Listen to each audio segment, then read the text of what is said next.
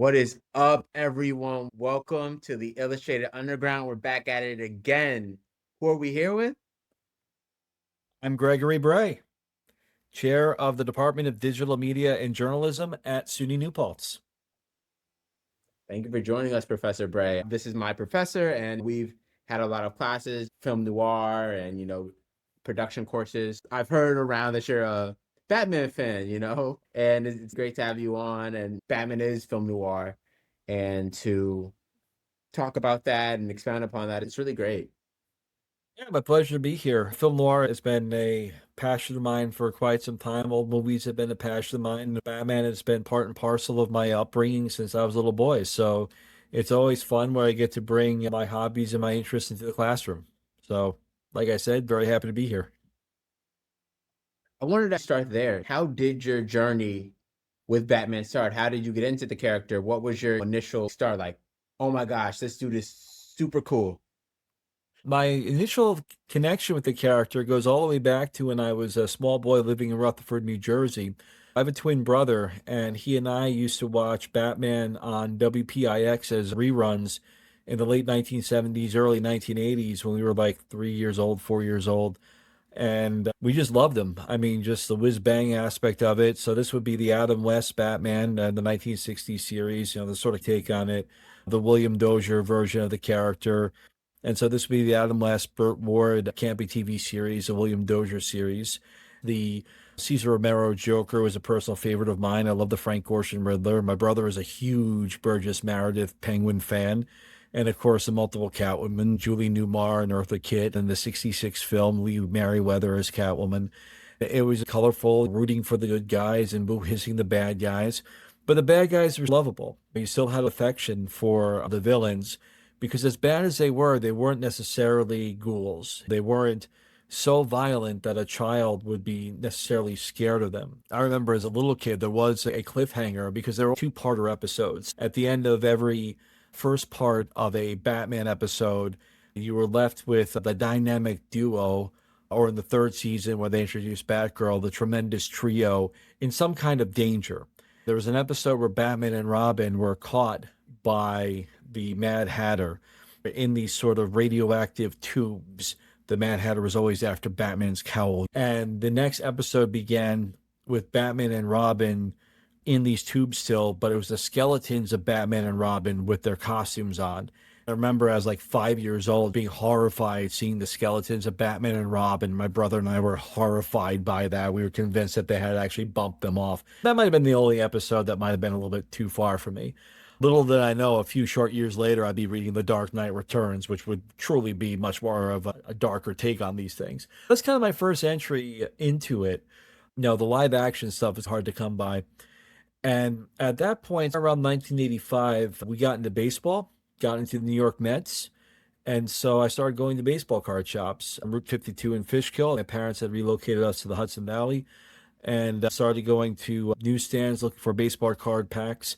Comic books were being sold on news racks right next to baseball cards. So it was kind of easy to navigate from having an interest in baseball and baseball cards to having an interest in comic books. So I saw Batman on the comic book racks and I was like, oh yeah, Batman. When I was really little, I liked this. Started picking up Batman comics in the mid 1980s. I didn't really recognize the characters anymore. They seemed much darker, more complex, but I liked them very much. It wasn't until I went to this flea market around the corner from me where I found these comics from the 70s, these 100-page giant collections of Batman comics from the 1970s where they would have a then news story from like 1970, but then a couple of reprints, so something from the Silver Age from the 1960s and something from the Golden Age from the 1940s in the issue with a couple of pages explaining the history of Batman for newcomers. Then for somebody like me who is 11 years old or so to pick up that comic in the 1980s and be like, okay, this is where the character comes from. Remember, this is pre-internet. So this is where the character comes from, and this is how this character transitioned, etc. It kind of caught me up a little bit. And then I started going to baseball card and comic book shops. There was a comic book store in New Paltz, New York, still exists today, called October Country, that I started going to in the 1980s. New ownership now, but it was owned by a guy named Bruce. Started going there and picking out comic books. After Dark Knight Returns, you had Batman Year One. Then you had the death of Robin. My God, they killed off Robin. And that's when I started reading these editorials in the back of these comic books called From the Den. So the editor of these Batman comics at that point was a guy named Dennis O'Neil, or Denny O'Neil. And he always had these little notes in the back called From the Den. So I'd read these things religiously. He had been a writer in the 1970s, one of these guys that sort of brought Batman out of the campy era of the 1960s back into being like the Dark Knight detective of the 1970s, Marshall Rogers and Steve Englehart and artist Neil Adams. And now he's the editor of Batman. And so here he is editing the work of Frank Miller, like Batman Year One. And now we have to see this campaign to kill off Robin. And oh my goodness, they're actually going to kill Robin. Of course, it's the second Robin, Jason Todd, but Robin is Robin, right? And so now we have death in the family, and there's a phone line you can call to try to save him, or a phone line to try to kill him. Of course, I tried to save him, but oh well, they bumped him off. And then you start having these really interesting, more complex kind of comics that we now think of as Elseworlds, right? Gotham by Gaslight, Arkham Asylum by Grant Morrison, one of the most brilliant comics ever written, with art by Dave McKean. And then we get propelled into the 90s with some interesting work. So at that point, I'm a teenager reading these things. And from there, I grew up with this stuff. And I continued reading up until my mortgage payments and my children had to come first in terms of the old pocketbook. So somewhere around 2012, I had to slow down on my comic collecting and my geek culture stuff. But I stayed with it for a very long time. That was great. We got to definitely talk more offline. But this is my first time with you talking about comic book stuff, bringing it back to the 60s Batman, to talking about Jim Starlin, Englehart, all those guys. It's really interesting and great. There was definitely a shift in Batman from the campy character from the 50s and the 60s, traveling to like Rome and battling Spartans or whatever, right? And then him facing off against Hugo Strange or Dr. Phosphorus and like more of the crime film noir type thing. And that's where you got the inspiration for Tim Burton's Batman, that film noir. But then his Batman Returns, I feel like, is more German expressionist approach with like the kind of architecture, the characters like the Penguin. So there's definitely been shifts within the character within like the time. I love that you touched upon that.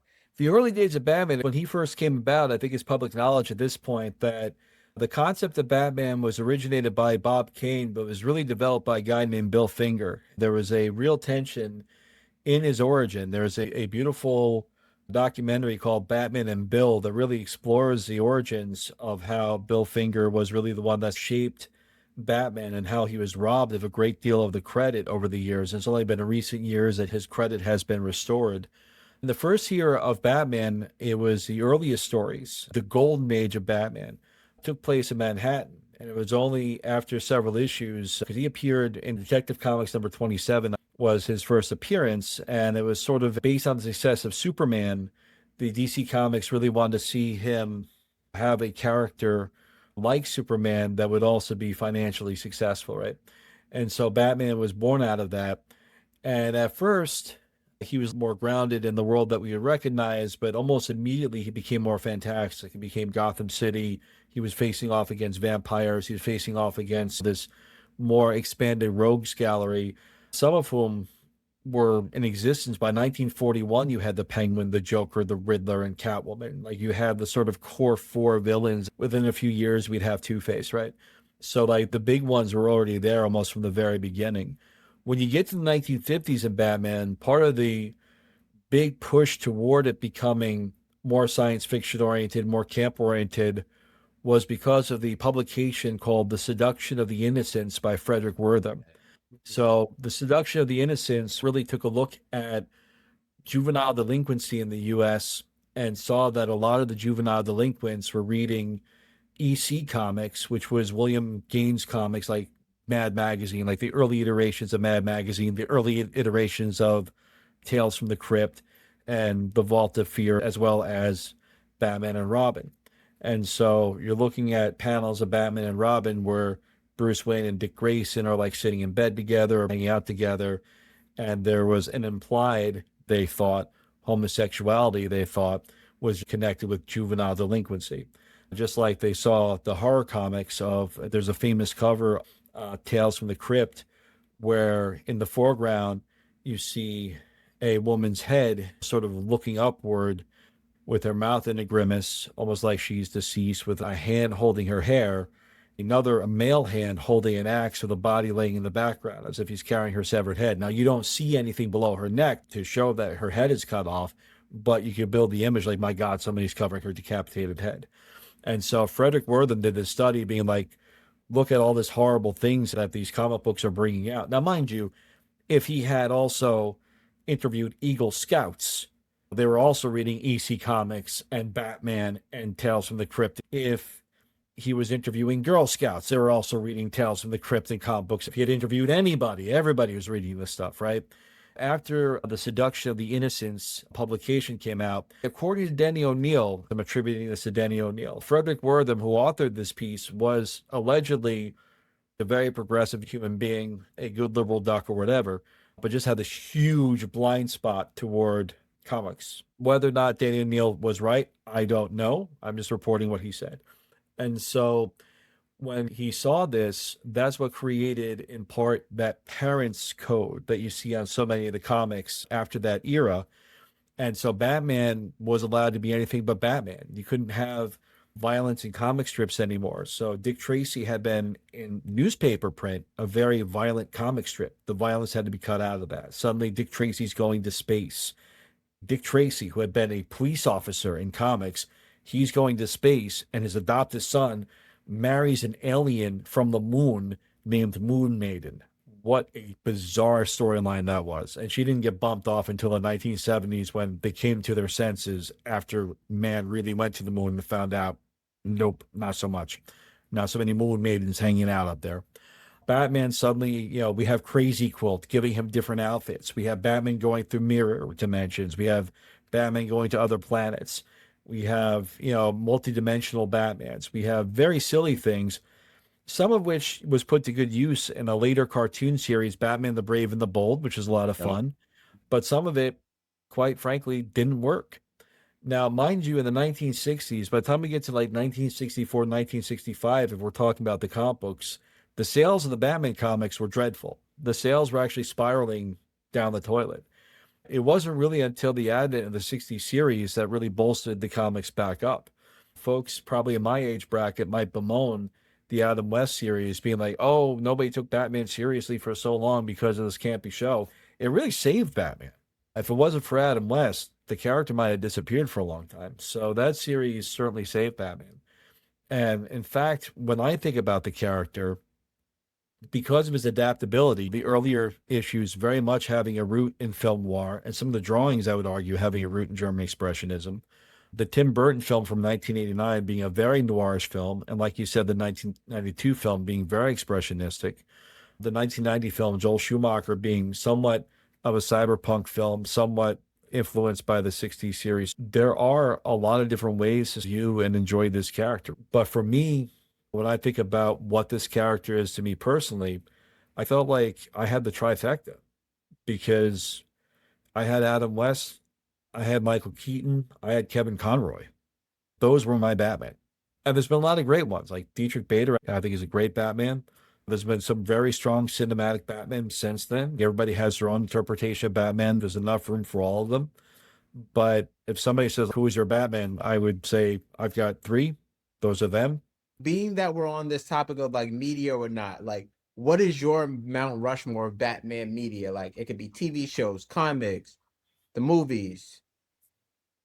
Here's where it gets tricky if you're talking about the Mount Rushmore of Batman, because the first one's very easy. The first one's the animated series. I think the animated series was such a surprise.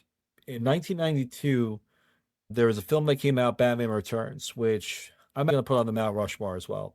Batman Returns was one of the more divisive of the Batman films when it arrived in cinemas. Today it has found a fan base, but in 1992 that wasn't the case. I remember seeing it in the movie theater, and I felt like me and maybe two other people were the only people in the theater that really enjoyed it. I was in a theater where mothers were dragging their kids from the theater because the penguins scared the kids so much. And I remember as I was watching it, because I was 16 years old, I think, when it came out. And I remember as I was watching it that there are visual elements in that film and there are storytelling elements in that film that I was intrigued by, but I couldn't pretend that I completely got what Tim Burton was doing, what the designers were doing, what the writer was doing. But it was intriguing. There's sometimes where I might not 100% what somebody is doing, and I find myself frustrated and I throw up my hands and I give up. There's other times where I'm like, I'm not quite with you, but tell me more. And in this case, my 16-year-old brain was like, I don't know what Max Schreck is, but tell me more. I kind of saw the fright wig, the shock of gray hair, and that his name was Max Schreck and that he was sucking power from the city. But the character is a reference to Max Schreck, the actor who played Nosferatu in the 1920 German expressionist film. And so the power sucking thing is a metaphor for the vampire, right? And right down to Christopher Walken wearing human molars as his cufflinks in the film, and his office being lined with coffin material. They doubled down on that aesthetic. German expressionism being a way of turning a character's inner workings outward. Every element of a character's inner workings is externalized. German expressionism came about during the Weimar Republic in Germany after World War I, where Germany had just been decimated. Their money was worthless. They had absolutely no power. Any sense of nationalism they had was destroyed. Their political power was non-existent. Not that what came after was much better, actually was horribly worse, but art tends to reflect society. And the art that was in society at that point reflected the primal scream that was Germany. And so in talking about expressionism and taking what's inside of you, making it external, for example, in Batman Returns, if you look at Max Schreck is the dark funhouse mirror through which we're reflecting Bruce Wayne, the sort of rich guy, but the darker part of Bruce Wayne was evil. There's Max Schreck, the animal that is Batman, who has lost his parents reflected through the Penguin, the costume vigilante who wants revenge, but who has lost their psychological footing and has lost any sense of mission reflected through Catwoman. So every element is reflected through these characters, and the twisted architecture is a reflection of Bruce Wayne's mind. So those would be two. In terms of the other ones, there's a lot up for grabs because I think there's a lot of good Batman stuff out there. Not everything gets this gold star. There are things I skip personally. Among the things that I personally return to, there's a set of comics in the 70s collected under the banner of Strange Apparitions. Those would include some stories by Denny O'Neil and Marshall Rogers and Steve Englehart. So things like the Malay Penguin, the Laughing Fish, the Sign of the Joker, things where Hugo Strange is assumed dead and his ghost is haunting Rupert Thorne, and eventually comes to a climax in the early 1980s. But there's a whole string of comics that are collected in that collection. Some are collected in a 1989 trade paperback, The Greatest Batman Stories Ever Told. Some are collected in the trade paperback, The Greatest Joker Stories Ever Told, with the Sign of the Joker and the Laughing Fish. I would put that up there. After that, it gets kind of difficult. I love The Long Halloween and Dark Victory by Loeb and Sale. I think those are great books. I think those are really wonderful books. There are some books I recognize that are important as a cultural index, but I don't necessarily return to them. I recognize Dark Knight Returns as a cultural index, but as somebody who disagrees with a lot of Frank Miller's take on humanity, I have a hard time coming back to it.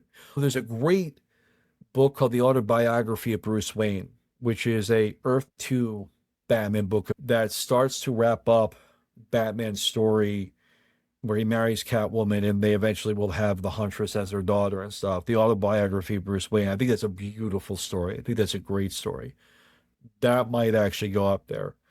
And there's a lot of standalone work. Paul Dini wrote a few detective comic issues that I think are very strong in the 2000s. There's one I find very funny where the Joker has Robin tied up in the back of a car and he's just driving erratically and going to run people over and stuff. And so Robin basically is just trying to keep Joker distracted and trying to stop him from killing people. And Robin misattributes a comedic bit to the wrong vaudeville team and gets Joker so heated that he distracts Joker enough that he's actually able to overtake Joker. Joker is still hung up that Robin got this wrong, and Robin just, I actually don't care. He's just there to take the Joker down. So there's some really good issues there. No Man's Land, I think, was an interesting experiment. Not all of it worked, but I think the stuff that was good was good.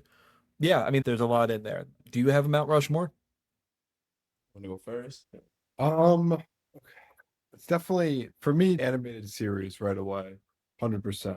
I'm a big Long Halloween guy. Long Halloween's really good. I really like the most recent Batman movie. I think it Yes. takes like a lot of the Batman takes a lot of inspiration from the comics and is dark in a lot of places and Yo, is very like the noir. noir, yeah. Yeah. Esque. I really like that interpretation of Batman. There's just so much with Batman. Um, Well, that's the issue when you have a property that's now, what, 87 years old? You've had it's multiple getting interpretations, including 2 movie serials, multiple animated programs since the 1960s, and multiple live action appearances, including on television from Titans to Gotham. I would argue that the Batman is the best live action version of Batman since Batman Returns. That's a hot take, but I I think agree. I think it's quite good. very well constructed Yeah. character work in the Batman. And I think that it's like one of the first times that a director has taken Batman and looked at him as something very deeply complex, where it's just really, I mean, every Batman book is or movie is involved with psychology a lot, but I think that the Batman really delves into how mentally unstable Bruce Wayne is. And the turmoil he goes through.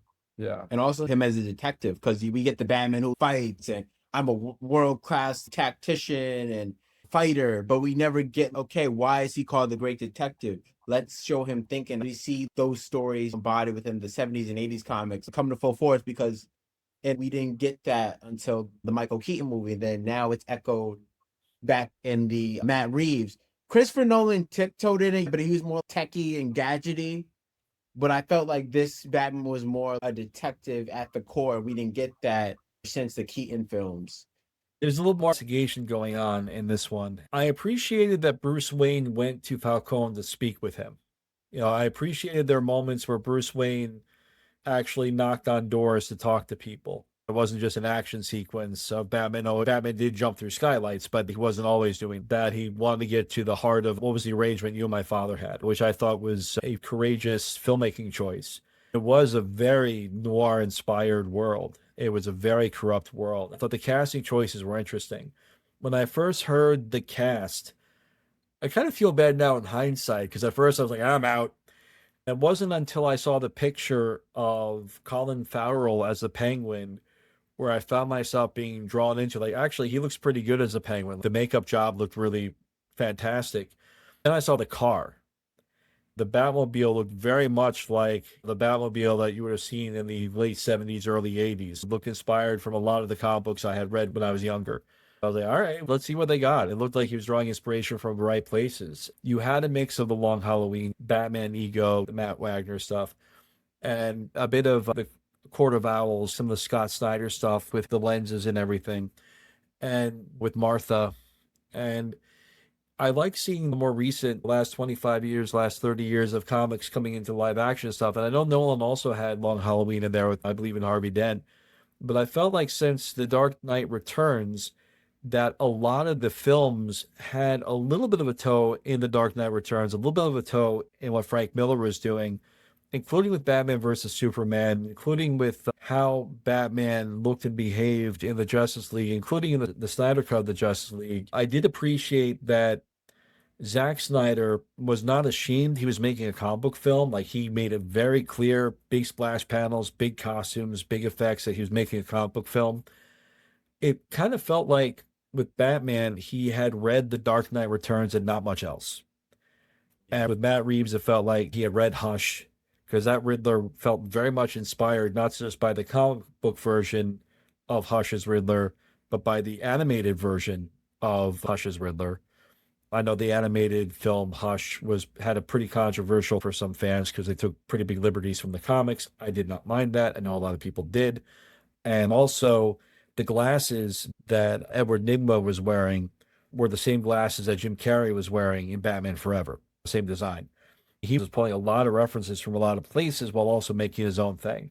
I appreciated that work. I mean, I appreciate every, Batman interpretation. I'm also not like a huge Christopher Nolan guy, especially for like closeness to the comics and stuff. Not that that's, the most important thing, but I think Christopher Nolan definitely takes his own liberties with the character, but I think it's a post 9/11 like type of feel to it, especially with the Dark Knight Rises and the Dark Knight. You get that kind of like post, like that's when kind of the superhero genre shifted. It was more kind of like American nationalism and patriotic. And yeah, you had those superhero films that were kind of funny here and there, like the Raimi Spider-Man. But I felt that like also too, like that one was more so like of a Batman for like a post-war like tragedy, like what we have just been through. Like that was that Batman for that time, I feel, at least.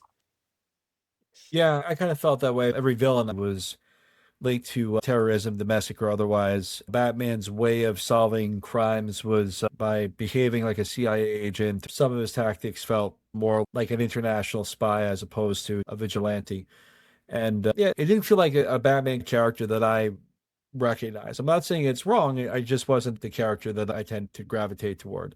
The other thing about the Reeves versus the Penguin TV show, for example, which I think was wonderful, was the Sophia and Colin Farrell. A lot of the settings felt very familiar from comics and previous versions. As a fan of Batman Returns, I enjoyed that they brought back the zoo aesthetic with that building, Penguin going underground in the sewers. So I am excited for the Batman Part 2.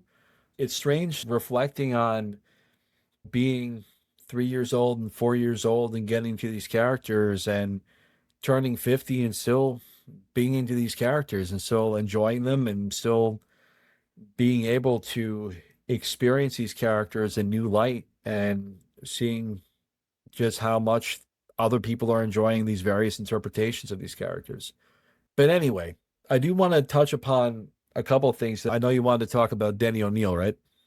I met Denny O'Neil because my ex-wife had a first cousin who was much younger than her, who was in grade school. One day we were visiting her aunt and uncle and her first cousin, and her uncle turned to me and said, "Oh, my daughter, her teacher is married to a comic book guy." I was like, "All right, there's a lot of comic book guys in the area." And I said, "Oh, would you like to meet Mrs. O'Neill?" And I kind of blurted out, "Denny O'Neil? Is Denny O'Neil her husband?" Denny O'Neil's not her husband. Is Denny O'Neil her husband? I was a skipping record. Like, yeah, I think his name's Dennis. I'm like, please put me in the room with this human being, because I grew up reading his comics. I grew up reading from the Den and everything. And so he put me in touch with Mrs. O'Neill, Mary Fran O'Neill, who's unfortunately no longer with us. And then, of course, Denny O'Neil, who's unfortunately no longer with us. And reach out to them. I got to meet both of them. And we arranged to have him speak to one of my classes. I guess it's about 20 years ago now. And we took them out to dinner. At the time, my son was a baby. He may have only been about a year old. We went out to Bacchus in New Paltz, and we sat together. We talked about all things Batman and some of the different things he did in his career. At one point, my son reached over. Denny was eating like ravioli or tortellini or something, and my son reached over and grabbed one off of his plate and started eating it. And Denny was like, "Yeah, help yourself. I'm not finishing it." But he was a very kind and genuine guy, and very smart. He had a great deal of empathy for people. I got to know Denny O'Neil over the years. He came and visited my class 3 times between 2006 and 2015. And he would talk about writing across media. So he had written comic books. He had written television programs. So he wrote for Superboy, which was a Saturday morning live action program. He had written for the Batman the Animated Series. He had written novelization of comic books and novelizations of movies. So he had written across media. So I was really curious about him sharing stories about writing for media with students and what kind of different muscles you had to flex or exercise if you're writing for TV versus writing for prose versus writing for animation versus writing for comics. Was it strictly format based, or were there other things to think about? And he has some very interesting insights. Sometimes in the conversations, people would ask him about the state of writing or the state of media today. Even if there were people in media that he disagreed with, he never said anything disparaging about them. Even if there were people writing that whose work he didn't like, he never said anything disparaging about them. For example, he didn't care for the Schumacher films, but he said very kind things about Joel Schumacher. He wasn't a big fan of the Tim Burton films either, but he said very nice things about him. He also started off his first lecture or first presentation in 2006 by posing the question, who would win in a fight, Superman versus the Hulk? He said Superman once blew out a star. The Hulk is basically an overblown grasshopper. I'm not impressed.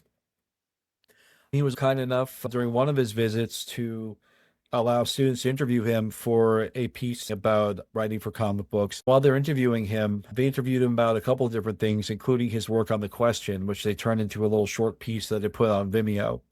Specifically, how he took the character written a long time ago as a moral relativist. And Denny O'Neil was not at all a moral relativist.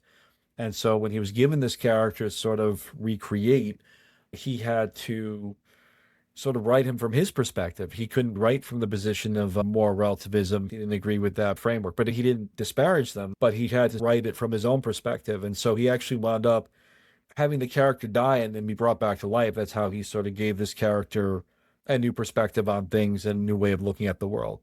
But Dan O'Neil was also somebody in the 70s who would bring in social justice issues to the comic books. He famously brought drug addiction into the Green Arrow verse. He brought conversations about racism into Green Lantern. He brought conversations about sexism into the comic book world. So he was somebody who liked to talk to his audience as if they had the intelligence of empathy and the ability to grow. He did that in his writing and in his presentation and when he spoke about writing. So it was a real joy having him in class, him sharing his work. And honestly, as a total geek, it was exciting just to know him. And so there were a few people in my life that I got to meet that I just completely tripped out over when I got to meet. He was one of them. And so being able to connect with him over the years and bring him to class over the years was just a highlight. A very sweet guy, very kind guy, big heart, very bright. There's another comic book writer that I've gotten to know and I've brought to campus a few times, has also written for Justice League Unlimited, J.M. DeMatteis, very nice man. And when I brought him to campus, I told him, yeah, I've had Denny O'Neil here before. And he actually stopped in his tracks and he's like, that is one of the smartest human beings I've ever met. J.M. DeMatteis is also a very bright man, a great writer. And so I was like, yeah, that's high praise coming from you. This is a man who wrote the adaptation of Alan Moore's For the Man Who Has Everything for JLU, right? Which is one of the best episodes of JLU.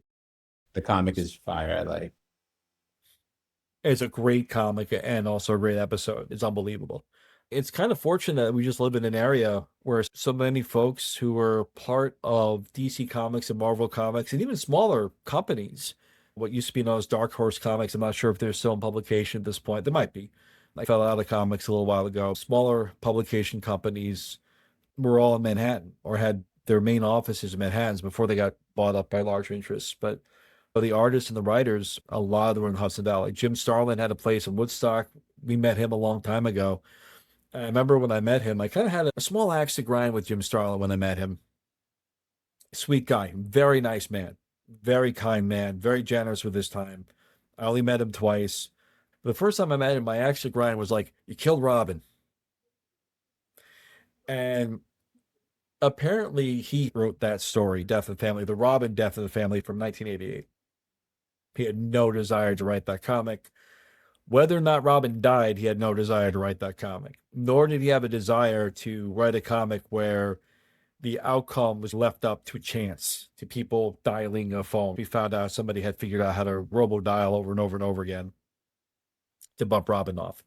But anyway, yeah, there were a lot of these writers and artists who were in this area. And for a while, even going to your local comic book store, you could meet some of them and spend time with some of them. So, you know, we're very fortunate to be here. And I'm very fortunate that I got to spend time with Denny O'Neil for a little bit. Yeah, he's a really big figurehead in Batman's history. It goes back to one of the central themes of our show. Support comics locally where you can. Talk to the creators that live in your area. Go to the local comic book stores. Because these characters are always changing and there's such a heavy mythos with them. And they are able to develop more through communities like this. It's really awesome that comic books is something that brings people together. Specifically the character of Batman. Yeah. You know, that Denny O'Neil was able, just through writing stories, and he wrote a lot of Batman, he's able to get in front of classes and talk about his experience. You know, work just speaks to how in-depth this character is. Yeah, I was gonna say, like, just that whole generation, like Englehart, Starlin, Alan Grant Morrison, that whole era, like, it was all great. And I'm glad that some of the students back in the past were able to meet and interview and talk and chop it up with him, because like he seems like a really cool dude, like, and a really interesting guy. Like, I would love to have been there and like, you know, to be a part of that, because it sounds cool. Moving on, as a film creative, I wanted to ask you, like, if you wanted to make a Batman film, right? What would it be about? What characters would you have in it? The difficulty is that there's so much already out there, it would be very hard for me to say. The thing that always surprises me about Batman is that anytime I think that there are no more stories that somebody could adapt, something comes along and blows me away. There was a period of time where I had felt that maybe Batman on film had run out of gas. I used to write for a website that was a fan site for Batman. I'm not going to mention it by names. I was politely asked to pack my bags and leave back in 2012. Part of that was because I didn't care for the final Nolan film. I was vocal about it. I don't think I was unkind, but I didn't care for it. At that time, Warner Brothers figured out that fan sites were good free advertising. And I didn't care. I didn't like a film. If I liked the film, I liked the film. We parted ways. I kind of come to the point where I was like, maybe there isn't any more Batman material to adapt. I would do two things. First, I'd love to do an adaptation of Arkham Asylum. I would actually really like to do that. But what I would want to do is a kind of hybrid approach with some animation involved so that the aesthetic style of Arkham Asylum can be realized. When I saw the animated version of The Killing Joke, I was disappointed because I felt like it should have gone in one of two directions. One, it should have doubled down on being part of the animated series and just done that. I didn't like the stereotyped homosexual character. I didn't like how he was written. I thought he was very a stereotyped character. And I didn't mind Batman and Batgirl having relations because I thought that was established in Batman Beyond. I just didn't like how it happened. The way it was done, I thought was very exploitative. I didn't think it was very mature. I thought there were better ways to do it. I thought it was needless. But if they were going to do that, make it part of the Batman the Animated Series, just like they had a Laughing Fish episode in the Batman Animated Series. Or they should have adapted Brian Boland's art style and made it its own thing, and made it a shorter film, and spent money on the art style. I would like to adapt Arkham Asylum to make sure the visual style stayed true. The second thing I would do if I could is I'd build a time machine and I would remake Batman and Robin. I would make a film where the protagonist is actually Dick Grayson. And I would make a film about Dick Grayson trying to figure out what his role is as a sidekick to a guy called Batman, where these villains are running around wearing costumes. He might be used to costume people in the circus. He might be working through his parents and his brother's death. We have to give that weight now. Now he needs his kind of Batman Returns kind of film. I would almost turn Batman into a side character and just focus on Dick Grayson and make a film about him working through his pain, his grief, and darken it from Batman Forever. It doesn't have to be horribly dark, but darken it a little bit from Batman Forever and make it more of a character study with him in the foreground, figuring out what his role is in this. Not in a bratty kind of dumb way, but thinking about if this is in the Burton verse, and whether we like it or not, Batman Forever is still in the Burton verse. There are references to the first two films. Then what is a Robin in this universe? And so those are the things that I would do. That's a really interesting take. I like how you were saying, let's focus on Robin, Batman or Robin, because in Batman Forever, which I personally like for the way it shows Bruce Wayne's inner turmoil, I love the deleted scene with him and the bat. And then he's just standing there. It's just like, it's like still, like he's just standing there at the bat, and he comes out. It's like, I'm Batman. Like, I'm in this forever. Like, this is me. This is who I am. This is a part of me. I would love the same thing to be echoed with Robin early on in his career as Robin. To show, let's have eyes on the sidekick. We've explored Bruce for these three movies, what he's been through, him coming to terms with his identity as Batman, this mask that he wears. Let's focus on Robin and the Arkham Asylum idea too. Love it. Both very good, interesting, unique takes. Yeah, for sure. I've seen an extended cut of Batman Forever, which I think works a lot better than the theatrical cut. The cut of Batman Forever that was intended to go in the theaters, I think, is a much stronger edit than the theatrical edit. I actually don't mind the style of Batman Forever. If you don't like the style of it, there's no such thing as an edit that'll make you happy. But since I don't mind the stylization of it, that edit that most people have never seen, I think is pretty good. So hopefully it'll get some sort of distribution at some point. Yeah, I know at Kevin Smith's movie theater in New Jersey, like Yep, a Smod few Castle, days- yeah. Yeah, Smodcastle showed it a few years ago, and I was going to see it, but I missed out. That's one I wanted to catch for a while. Yeah, it's really cool. Let's hope one day they do release it. Yeah, Warner Bros. Let's hope. The thing that I like about Batman is probably the thing I like about film noir, and that is with film noir is what you have are these archetypes. And on the surface, you can take these archetypes and you can play them just as they are, which can be a little flat. If you take archetypes and you kind of flatten them out, you can get kind of fun one-dimensional kind of characters. When I think about this flat and one-dimensional kind of characters, I am thinking about the 60 series. I say that with a whole bunch of love. But nobody's going to say that the 60s characters are nuanced, right? When I take a look at the archetypes that you see in film noir, if you flatten them out, you get a lot of these kind of B movies with very obvious dialogue, with very obvious Freudian motivations. And if you see the adaptations that are prevalent in neo-noir like Sin City, you get that very sort of hyper-masculine kind of character types and kind of aesthetics, right? That's a flat archetype type of thing. However, if you start providing it with nuance, you get interesting conversations about human psychology, justice, greed, good people who sometimes do things that are wrong to try to get a good result, and bad people who sometimes do things that are seemingly good to get a questionable result. You see people behaving with a notion of survival, whether good or bad. You see people making judgment calls. You see people operating against their own interests without realizing they're operating against their own interests. You start seeing people operating from standpoints of desperation. And there is where I start finding a really interesting emotional and intellectual playground. That's where you start seeing films like Sunset Boulevard or The Long Goodbye or Carl Franklin's One False Move or some of the books we talked about, like The Long Halloween or Matt Reeves' The Batman, or Tim Burton's Batman Returns, or the entire canon of the animated series, or Mask of the Phantasm, or Batman Beyond Return of the Joker, where the whole thing is about deception and compromise, right? That's where you start to see these deeper, interesting conversations where you can keep digging and finding and unearthing new things to talk about and think about, reflect on. So that's what I really like about Batman and these characters is that they're not just these obvious metaphors. There's a lot more going on if you can breathe these nuances into them and find these nuances in them.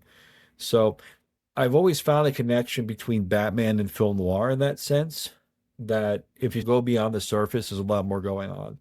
When I've taught the 90 Minutes to Die film noir at SUNY New Paltz, I always find myself bringing up Batman. Maybe there's 5 students that are like, yay, and about 30 that are like, not this again. But I find myself making that connection between the characters and the aesthetics and the world these characters find themselves in. I think it's so interesting how many different people have so many different takes on Batman. And Yeah. like you said, how there is so much nuance with his character and how everybody has their own experiences with him and leads view him a different way. And everybody has favorite pieces of Batman. And it's just so multifaceted and interesting. It all comes back to Batman. All roads lead back to Batman, for sure. I just wanted to say thank you for taking the opportunity to talk with us, to be on here. We definitely got to talk more offline. Hearing your takes, hearing where you're at within Batman, I was like, whoa, like, all right, like, yo, I got to chop it up with you. Anytime. All right. Hope you all enjoy. Thanks so much for having me on. What's good, everyone? It was really great. Hear from a, Batman fan who happens to be my professor, and also just talking about his upbringing with the character, hot takes, his favorite Batman media, and as well as finding out that he talked to Dennis O'Neil. Great stories, great experience with the character. And we just throughout this whole process of making this episode, we've seen like a rainbow of different Batman fans, people that like different stuff. And it's been so great to see that. It would not be an Illustrated Underground episode if there wasn't some of me and Quincy yapping about the character. And Batman is such an important one to both of us, so we want to dig into his character. Would you say that Batman is the superhero you've consumed the most content of?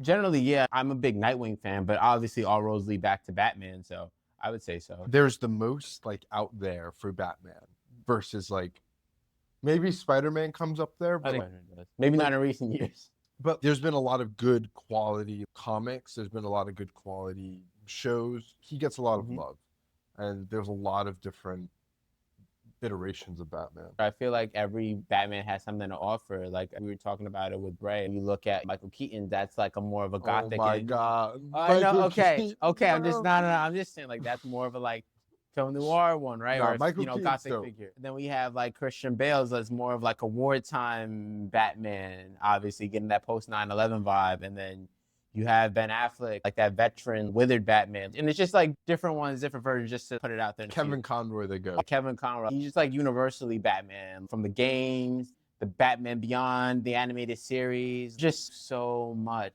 just there. I wanted to pivot to that. I was talking about the animated series and one of the writers behind it. Paul Dini. I think first we should discuss something that we have not talked about in this Batman special relating to Paul Dini. Is the Arkham games. Can we just check if the Arkham games, which ones are written by Paul Dini? Because I know that he wrote City. Because the Arkham games are fantastic, and they're a really important part of Batman's lore. So it says Batman Arkham Asylum and Batman Arkham City, yeah. So we'll talk about those too, because I think those are really important parts of Batman's mythos that have not been brought up yet.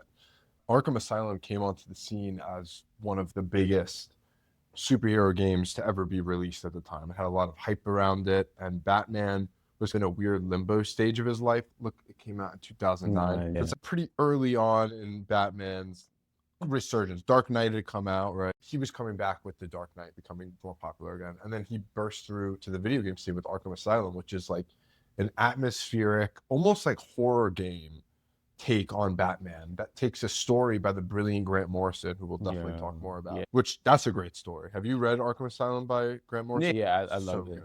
Just like the art. I feel like the art's very immersive. Do you remember Clayface from Arkham Asylum? Like the melting version of Clayface? Oh, it's so good. There's a lot of really cool interpretations of the villains in that book, Arkham Asylum. But it's similar in that Batman gets stuck in the asylum and Joker has this crazy plan, and you encounter there's villains throughout, and it's like a stealth game, and it's so good. But I want to talk about the story of it because that's what Paul Dini wrote. And it is such an interesting representation of that comic book. It's more made for video games. It's not a comic, but it's a very interesting version of Batman that almost acts like a more mature version of the animated series Batman, which is why I think so many people like it, because that's such an interesting idea. A lot of Paul Dini's works in like the games and his comics are an extension, unanswered questions, expound upon relationships, certain arcs within Batman in the animated series, which I like. He's like, let me delve into this and see what this happened. For someone who started out writing Batman for TV and then taking it on for comics instead of the reverse way, I think he really understands the character. And I love his interpretation and what the character represents to him. Yeah, and this comes in the middle of his time with Batman, because he had animated series, then he had, or the end of his time Batman for super well-known stuff, because he had the animated series, he had the comic, and then Arkham Asylum and City. But they represent how, and this is something else I'll talk about later, Paul Dini is really good at, and I think this is an important thing with Batman, of walking the line between like fantasy and sci-fi and all that stuff. There are characters like Poison Ivy, who is in a lot of Paul Dini stuff. Like Paul Dini likes Poison Ivy. And she is a monster. Like she creates plant beasts and stuff. And that was in his story, like the plant comic. Yeah. And she's also in Arkham Asylum, and the boss is with this huge plant monster, and he writes her very well. There's certain characters that Paul Dini just nails. I'm not a Harley Quinn fan as a character. I think he has a good like the way he writes Harley, especially within his story, when like talking with the ventriloquist and finding Scarface and ventriloquist, finding out what happened with the original ventriloquist and their relationship and rapport. And also how he writes like Harley and Batman's relationship. I really like it. I really think it works. It's like Batman and the Joker. It's like they have a love-hate relationship. And I feel like it definitely does work. And it's definitely a direct parallel and foil for what Batman and his other villains go through. Yeah. He writes this really interesting story that's a walk into the psyche of Batman in Arkham Asylum. And I think he wrote it at such an important and good time in his career where I'm towards the end of my career. I'm ready to be done with this character soon, maybe to an extent.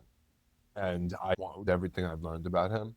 And the Arkham Batman, a lot of people talk about, sure you even heard like memes and stuff about it. He's really powerful. Yeah. He's like the best version of Batman. And I think nobody better to write that version of Batman than Paul Dini. I would say that if I had to have a writer write a Batman movie, a comic book writer, I would love to see Paul Dini do it. I'd love to see Paul Dini's interpretation of a Batman movie for the James Gunn's DCU. I know that's something we've talked about, but he understands the character very well. I think there's a few writers that understand a lot of writers that understand Batman well in some of their stories. What's another writer other than Paul Dini or Grant Morrison that you think nails Batman? There are a few that come to mind. Englehart, Alan Grant, Jim Starlin, James Tynion. I like his take on Batman. I was going to throw Snyder, Scott Oh, Snyder. yeah. 100%. Yeah, Scott Snyder's good. I think he's definitely good. Other than those two, I personally don't have any. There's just all the classics. Everybody except for Frank Miller, to be honest. But Paul Dini is really one that I think really does nail that perfectly. Scott Snyder nailed him really well. He did a really good job with Batman. Mark Waid does a solid Batman. For World's Finest. I like that version of Batman. It reminds me of Batman Brave and the Bold. Brian Michael Bendis. He wrote Batman Universe. Yeah. So, I mean, it's not the typical Batman, but I like that it pays homage to the fantastical world of Brave and the Bold. It keeps it like Batman going on a world tour through the DC universe. He goes to Thanagar. He connects with the Lantern Corps. He's in the Wild West with Jonah Hex. Like, he connects with different parts of the DC universe. And it definitely reminds me and gives me like an episodic feel. Like each issue is an episode of Brave and the Bold. Which is Matt Fraction's doing that too. I mean, Paul Dini's Batman was really good because it takes that episodic format and goes episode by episode with the issues. And I think Matt Fraction's Batman is doing something similar in that each issue is a different story, a different part of the Batman psyche. He takes time to focus on everything. Robin, the Batcomputer, like a bunch of cool stuff. I really have to catch up with Matt Fraction run. Forgive me. Yeah, no, I'm not super caught up. It's just a very busy time in life. So I'm not fully caught up with Absolute Batman and Fraction stuff. I'm not fully where I need to be, but that stuff is great. And as soon as I have time, I'm going to dive right back into it. Yeah. What is the best Batman cartoon? You can say Batman Beyond. My answer will be Batman Beyond. I think it would probably be like Batman Beyond. For me, I think the Batman could be up there too. So Brave and the Bold too. Brave and the Bold, like I haven't watched it in a long time, I'm not gonna lie. We watched some episodes the other day. Yeah, that was my first time watching it in a while. Very golden age. And there's nothing wrong with that. It's just some like crime, street level groundedness. There is an episode, probably. The episode about Joe Chill. It's with the Spectre, right? Yes. Okay. Played by Mark Hamill and Kevin Conroy. Yes, okay. That is one of the best pieces of Batman. It's like the Night of Chill or something. There's this great scene where face to face with Joe Chill and all of his villains are there. And they all realize that this guy's the one that created Batman. And they all turn on Joe Chill. And it's such a good scene. Fantastic episode. I feel like for me, it's definitely either Batman Beyond or... What do you like about The Batman? What's your favorite villains from that show? That's a good show too. Dang, I love the villains and their designs. So I'm go based on villains / designs. I love Mr. Freeze. With the gauntlet. Mr. Freeze. Bane, his design is so tough.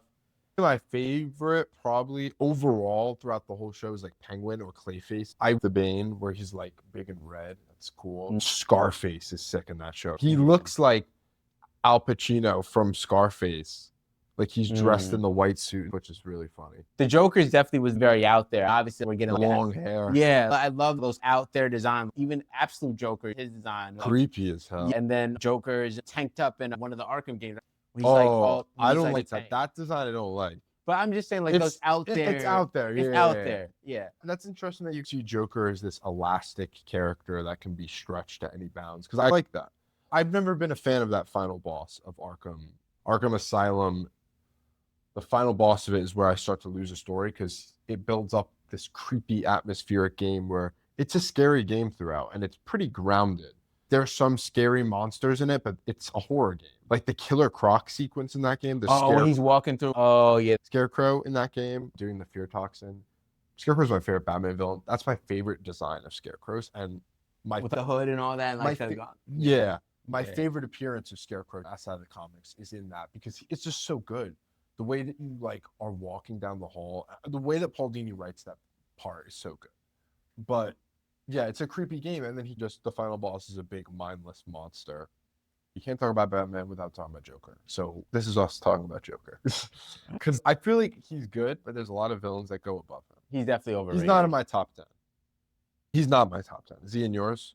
He's maybe ranked a little lower. Maybe he's probably in 5. I feel like Joker is definitely integral to Batman. I'm not going to say he's like my top 3, but he's definitely my top 5. Top 3, I'm going to bang them off really quick, Okay, and then you're going to do yours. Number 1, Scarecrow. Number 2, Bane. Number 3, Ra's al Ghul. Give your top 3. Okay. This is no particular order. Oh, it's got to be in order. Number 1. All right. See, okay, either number 1 and 2 are interchangeable for me, and they're going to be yours. So it's going to be either Scarecrow or Bane. 3, I would say for number 3. Let's hear it. Oh, shoot. Tweedledee and Tweedledum. The Wonderland Gang. Nah. I would say, like, see, it's very hard, because like there's like so many that I could put at number 3. Like, give game a couple.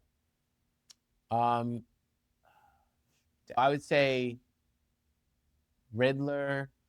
I would say Hush from Paul Dini's interpretation of him, because I feel like that's definitely the best representation of that. Those are great picks. Yeah. Riddler is very obnoxious in the Arkham games. He's annoying. I'm going to talk about real quick, and then we'll segue into the animated series.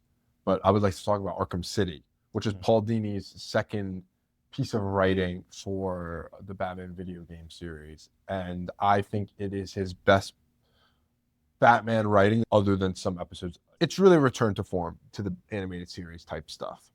Arkham City is one of my favorite Batman stories ever. I'm a lifelong Batman fan. If you like Batman and you haven't played Arkham Asylum and Arkham City, and specifically Arkham City, the other games are great too. Origins, Night, all 4 are great. But City in particular just explores Batman and his villains perfectly.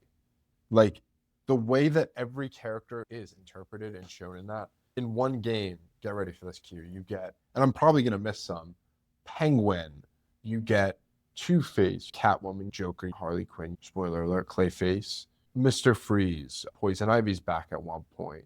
Robin's in it for a little bit. Tim Drake Robin with the hood. Like Buzzcut. Riddler's obviously in it. Hush is in it. Deadshot's in it. Mad Hatter's in it. Ra's al Ghul is in it. Hugo Strange is in it. And then there's a ton of side cameo. Like Black Mask is a cameo in it. There's cameos to Metropolis. There's cameos to Zatanna. There's cameos to everyone in it. And it's such just a well-made Batman experience. Because what do you want to do when you go through the Batman experience? You want to fight Ra's al Ghul, right? How does Batman throw it down with, oh, Solomon Grundy's in it? That's a good one. Because it takes place over one night. What is a night in the life of the strongest, ultimate Batman like? And that's interesting, you know, that question. You hear on TikTok and Instagram, oh, can this hero survive in Gotham? Yeah, and it's really interesting because you see he's up against people he has to outmatch physically, mentally, and it's just like you see like him going through it, and especially in the Arkham games. Like I felt like detective mode I've always loved. Like that's always been cool to me. That you can see through. It's always been cool. And especially, the way he throws down, I'm like, yo. Yeah, they're great games. Arkham City is definitely a lot better. Some people have their problems with it. It's not flawless, certainly. But there's just a lot of cool stuff in it. And what I like about it, it feels like you're unraveling a mystery. Batman is a detective. Batman originally came in Detective Comics. He's a detective. I think that the best Batman writers don't forget that. Oh, no, for sure. I think that's what embodies him. Yeah, you could have him being like a brawler, him being like a tactician fighter, but let's have him show what he is. He's the greatest detective. So let's see that. Let's see that within his mannerisms and like what he's trying to do. Like I want to actually see that instead of the fighting. It's good, but let's see his thinking, critical thinking, his intuition. And I love how the Arkham games and even the movies like Matt Reeves, they're doing it and showing why he's called the world's greatest detective. One thing I want to talk about real quick with Arkham City is that he had a chance to come back around on the two villains that he made the big spearhead villains, Ra's al Ghul and Hugo Strange. And those are two villains that I feel like don't get the best episodes in the animated series. You can let me know what you think. But they're great. Like, I love Ra's al Ghul. I love Hugo Strange. I love them in the animated series. Like, it's cool. But yeah, but then when you look at least for some Rage, other like Batman Beyond. Yeah, when some other villains get better treatment in those shows. Yeah. Like they don't get like the Mr. Freeze or like Harley Quinn or even like Mad Hatter treatment. But it's interesting to see him do those two. And the problem with that, I think, is that Batman the Animated Series is a children's cartoon at the end of the day. Yeah. Those characters are pretty dark characters. Hugo Strange is the most interesting when he is deranged a little bit and mad. And he is in the animated series. Ra's al Ghul is scary. Like, he's coming back to life and he's a demon and stuff. Like, he's a scary character. When you're doing it in a more mature setting, like a video game, you're able to nail how creepy Hugo Strange and how menacing Ra's is. So, two very good characters that I love that he got to take a stab at again. All right. We're going to talk about the most important thing, Paul Dini's run on Batman, which is something that we want to shout out. I think we should do animated series last. We love the animated series. Do you want to pull up a list of Paul Dini animated series episodes and we can just talk about them? Do you want to just go through one at a time? Okay, so we're going to knock off a quick little chat about as many Paul Dini episodes of the animated series as we can because we love this interpretation of Batman and want to dive right into it. Pretty Poison, the first Poison Ivy episode. I remember mainly that it's pre-Two-Face Harvey Dent in it a lot. Do you remember that? It's a good episode. Poison Ivy is a great character. He writes her really well. The design of the animated series Poison Ivy is really good with the bright red hair. All right, next Paul Dini episode. Man.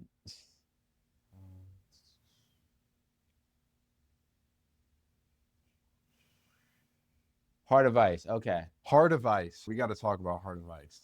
I like the way he writes Freeze. He makes this character, Mr. Freeze, and doesn't take him on as a joke. He makes him more layered and for you to empathize with this character and what he's been through. Like literally, he's trying to help his wife out, but then the powers that be won't let that happen. And then you see him going on this revenge quest and trying to help his wife at the same time too. He's trying to combat the systems that won't let him. The episode was award-winning. This is possibly Paul Dini's one of his other magnum opuses of Batman. And we're seeing one of his biggest contributions to Batman was reinventing the character of Mr. Freeze, who was widely a joke before this. If you think about the 60s episode, yeah. What color was his costume? Bright green and magenta. It was an ugly color. And he was not taken serious. He was just like, I think he was called Mr. Zero or something. And he looked scary in the animated series. And again, he does him again in Arkham City as a more mature version of that character. But I think of that picture where his face is shadowy and you see the red goggles. Yeah. He's looking at the globe. Especially when Batman sneaks up, like he sees the wife and he just hits him with his freeze. I'm like, that's cold. Like literally, no pun intended. I think about this issue of a really underrated Batman comic that you need to check out. If you like the animated series, read the comic book adaptation of it from back in the 90s. It is so good. I don't know if Paul Dini writes any of the issues. There's this one issue where Mr. Freeze, and it's one of my favorite Mr. Freeze moments ever. It's snowing on Christmas. And it's snowing a lot. Or it's snowing in the middle of the summer. It's snowing more than it should be when it shouldn't. And Batman tracks it down to Mr. Freeze. Mr. Freeze just, my wife always wanted it to snow on this day. And Batman just puts his hand on Mr. Freeze's shoulder.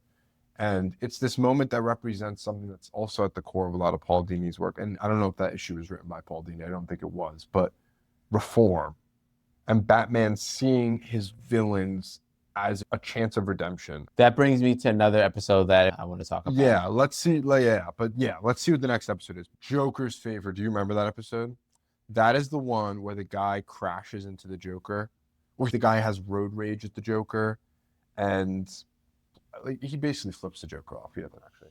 And the Joker gets into this beef with him, and he's like, "You owe me a favor. I'm going to call in it." And this guy goes into hiding. It's an iconic Joker episode.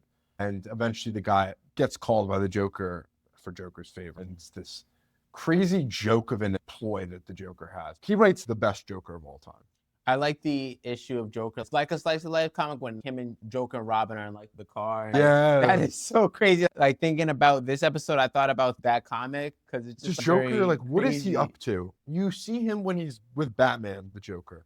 But what does he do outside of that? How does Robin interact with Joker? How do randoms interact with Joker? It's so good. Mad as a Hatter. Another big, where every episode that Paul Dini wrote is a banger. I love talking a little about his comic. I love how he incorporates the Wonderland gang and these underrated villains. We talked about Mr. Freeze and now the Mad Hatter, and he turns them into something more and gives them a Mad purpose. Hatter has depth.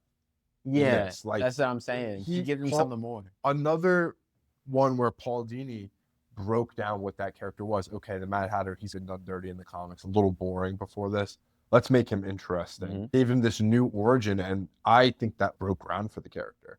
Making him like obsessed with this girl. He's creepy. He's a stalker. Like, he's somebody who exists in the real world. There are men that are creepy and weird like that, and it makes his character a lot darker and more interesting and disturbed. Let's see, what's next?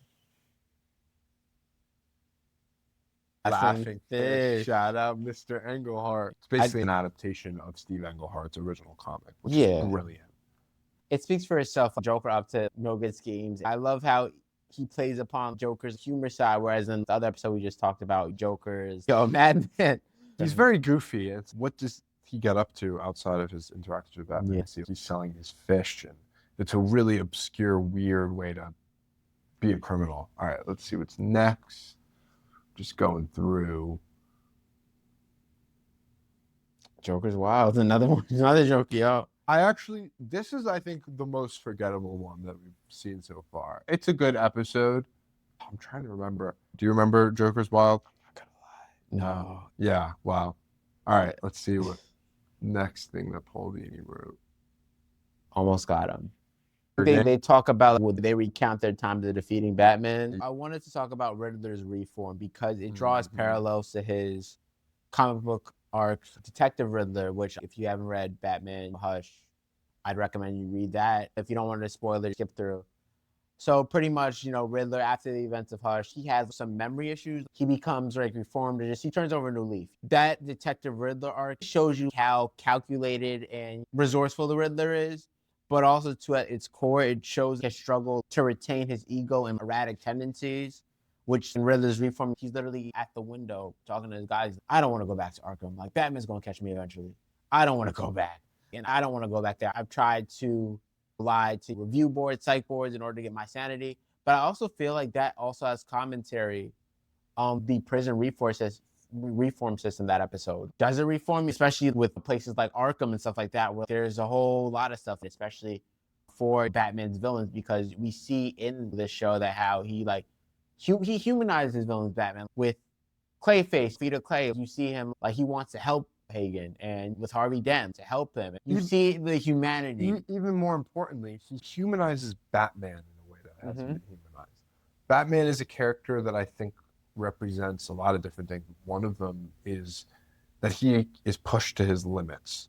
He's pushed to his limits constantly. In any story, it is primarily about being pushed to whatever his limits may be. He faces the toughest villains, craziest situations, and emotionally, he's carrying so much. And I think about this moment all the time from Mask of the Phantasm, where Batman begs at his family's grave to have a happy life with Andrea Beaumont. And he's convinced himself that this burden he carries, the being Batman, is something he needs to do. It is his mission. And this is a man that shows so much emotional vulnerability while still staying strong. And I think that's one of the things that's inspiring about Batman for me. Another episode I was thinking of was, I forgot the name, but it's with him and Zatanna, which touches upon their relationship. And then Paul Dini, like, as I said, echoes the paranormal stuff too. like the magical stuff and the fantasy. He touches upon that in his comic, and I feel like it echoes the question of will they, won't they, between Batman and Zatanna, because like they're romantically involved. Whereas in the animated series, you mostly see it's like Batman and Catwoman. But I loved how he added that him and Zatanna. Let's see, like what they're explore doing. it. Yeah, let's explore. Let's tease it out a little bit. And just to specify, like in the way that Paul Dini's Batman comics work is very similar to the way his episodes of the animated series work. In that, at least in the beginning, they shift away from it later on, but it starts off with one shot kind of things where it's like every issue is a self-contained story. The first issue, it opens up with a detective story where it's just Batman and he's solving rich people being murdered throughout Gotham, and it's very grounded, very street level Batman by himself. It almost reminds me of a young Batman, which in 2006 to see. I mean, Detective Comics is fantastic. Detective Comics consistently provides the best Batman content in the comics. Paul Dini's, I feel like it's a nice blend of the magic, street level stuff, crime noir elements, and it gives a lot of exposure to his underrated villains like the Wonderland Gang, Victor Scarface and the German Ventriloquist, Facade. Facade he invented. He brought his own too, which is something I love. The world of Gotham, and like more like immersed. You see the whole idea of the city as like a character, and these inhabitants are also characters in this larger story. Talking about the streets of Gotham, I feel like it's a really great like Dick Grayson Batman story and the tie-in Batman story, which bridges the gap, a perfect bridge between Paul Dini's story and Grant Morrison's run. At the same time, too, Grant Morrison stuff was going on. I feel like it's definitely different because Morrison's is more Batman as a symbol, like a global and eternal presence. Whereas, as you said before, John, Dini's is more grounded, street level, fantastic elements, magical. Dini's Batman is always going to feel like the animated series Batman to me. And Dini writes an ultimate version of Batman. Even in his comic, he's definitely a little younger, though. It focuses more on what makes Batman an extraordinary human, not what makes Batman an extraordinary symbol, which is what Grant Morrison was focusing on, which I agree with what you're saying. Grant Morrison's run of Batman is my favorite of all time, hands down. I read it start to finish two and a half times. I love it so much.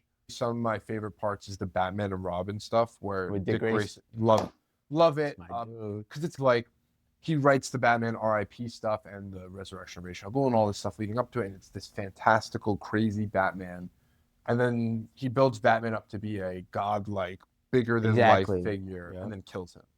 It's like he's dead. I feel like that really works, and whereas more you just see with Dini, like the man, just the man behind the bat behind the man, Bruce Wayne and Batman.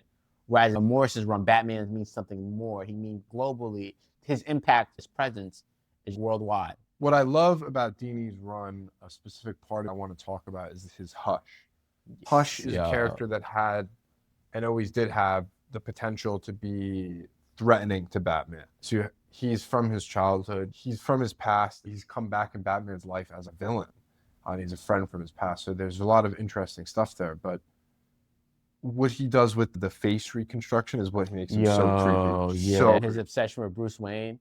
Creepy. But I love how part of Hush is like the best representation of Hush, because I feel like his origin, expounding upon that and fleshing out why he the way he is through the abuse he went through, and like his conversation and his relation with Bruce Wayne from their adolescence, and like, you know, even like the whole like him trying to steal Catwoman's heart, which was crazy in itself. Like, scary. And just like it shows you his obsession with Bruce Wayne. It also serves as a foil to Bruce Wayne and Batman. What happened to him, power, and what if Bruce didn't have the things he did? What if his childhood went a different way? What if he did go through some of the things Thomas Elliot went through? And this character of Batman is so important on so many levels to so many people, and means so much different stuff to so many different people. And the fact that even his villains, by extension of being connected to him, are able to explore such complicated stuff. Paul Dini really shows that. The way that he breaks down each villain and takes the time to get to know what makes them tick and what makes the villains valuable to Batman is just so cool. It's just so cool. The mythos, the Batman mythos, the Batman. And I love that word. We'll title this episode Mythos. But what it goes into Batman, what is the lore with Batman? It could be writers like Steve Englehart. It's professors that have gone on to teach and incorporate Batman into their lessons, like Professor Bray. It's fans, as you'll see going forward. All these people that have become a part of the lore of Batman by piecing together their own understanding of it. Any closing remarks on Batman? Shout out Paul Dini. It's a dream of mine to interview him one day. You are a brilliant writer, and your work on Batman is integral to the character. We wanted to make this episode a little bit of an homage to Paul Dini because we feel like he's underspoken about in certain ways, underrepresented in like Batman's lore and mythos, but he is so into all of it. I would just like to say everybody has their own, as you were saying, like everybody has their own stories with Batman, experiences. So while, hey, maybe you like the Batman and Robin or Ben Affleck's Batman for whatever reason, right? And we each have our own connections to the character. And I feel like, yeah, like we said different stuff. We had different takes. So there are certain Batman stuff I like and you don't like. And that's fine because we each have different connections to the character. And there's so much there with him. Yeah. He's so multi-layered and multifaceted. And I think he has a denser lore than any character in comics. Yeah. Thank you, everyone, for being here, being with us for this episode. It's been a really good time to shoot so far, and it's been really great to talk about Batman. Yeah, so stay tuned for part 3. And since this is the last time you're going to be hearing from us for the end of season 1, and this is like the conclusion saga to season 1, we just want to thank all of you guys for every single person that's watched. Thank you so much for being there with us through this season, and we hope to do some really cool things going forward. Let's keep reading comics, read more, be awesome, go to your local comic book store, talk comics with your friends, make friends with people that talk comics, like analyze comics, talk about them, the social stuff behind comics, the political. Yeah, and we might dig into that too. Who knows? Ooh, Quincy loves a good teaser. Thank you, everybody, for tuning in. Thank you, everybody, for watching us ramble about Batman for a long time. Peace out, y'all.